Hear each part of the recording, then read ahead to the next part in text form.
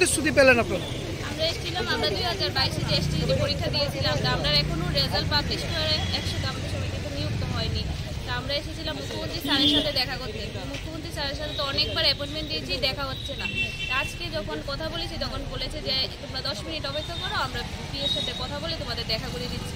কিন্তু এখন আবার ভিতর থেকে আমাদের খবর করলো যে তোমাদের তো একটা কেস আছে, যেদিন কেস দেবে শেষ হবে ওর পরের দিনই তোমাদের রেজাল্ট দেওয়া হবে। তা আমরা এখন এটাই বুঝতে পারছি না যে আমাদের কী হবে। কেস কিসের কেস? বলছে যে সুপ্রিম কোর্টে তোমাদেরটা আছে, কিন্তু আমরা তো মানে যারা আছে সবাই খবর নিয়ে দেখছি যে আমাদের কোনো কেস নেই। এখন আমরা বুঝতে পারছি না যে কী হচ্ছে আমাদের সঙ্গে, আমাদের ভবিষ্যৎটা কী হবে সেটা আমরা বুঝতে পারছি না। এখন সরকারের কাছে একটাই শুধু প্রার্থনা, আমাদের সবাইকে যাতে একসাথে নিয়োগ করা হয়, অতি সত্ত্বর যাতে আমাদের নিয়োগ করা হয়। আমরা আজকে এসটিজি পরীক্ষা দিয়েছি, প্রায় 17 মাস হলো, কিন্তু আমরা সিএমের সঙ্গে বারবার দেখা করার চেষ্টা করছি, অনেকগুলো অ্যাপয়েন্টমেন্ট জমা দিয়েছি, কিন্তু আমাদের কোনো দেখা করার সুযোগ হয়নি। আর এখন দেখা করেছি, বলেছে ওনার পিএ বলেছে যে একটু সময় অপেক্ষা করার জন্য, যে দেখা করবে। আজও দেখা না করে তাহলে আবার চেষ্টা করব। আমরা তো হতাশ হয়ে আছি। এখন পর্যন্ত কতবার এলেন মুখ্যমন্ত্রীর দরবারে?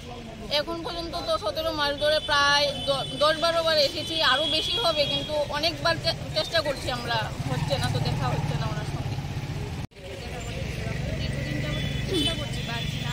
তো আমাদের সঙ্গে ওরা কথা বললো যে স্যারের কাছ থেকে অ্যাপয়েন্টমেন্ট দেখছে, চেষ্টা করে আজকে নিতে পারছি না, কারণ আমাদের কথা বলতে দেবে। মানে আজকেই বলেছে? হ্যাঁ, আজকেই বলেছে, একটু অপেক্ষা করতে। এই কিছুক্ষণের ভিতরে জানাবে। মনে করে রয়েছে আল্লাহ।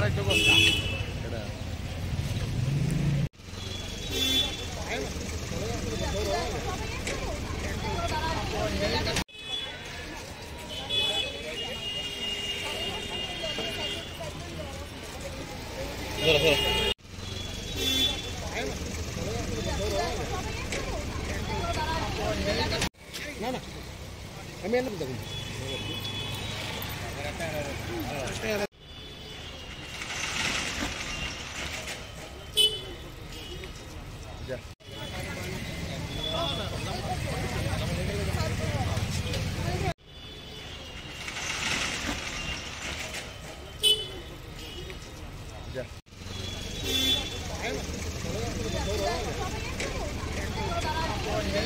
Subscribe to Tripura Info and press the bell icon so that you never miss any latest updates and news on Tripura.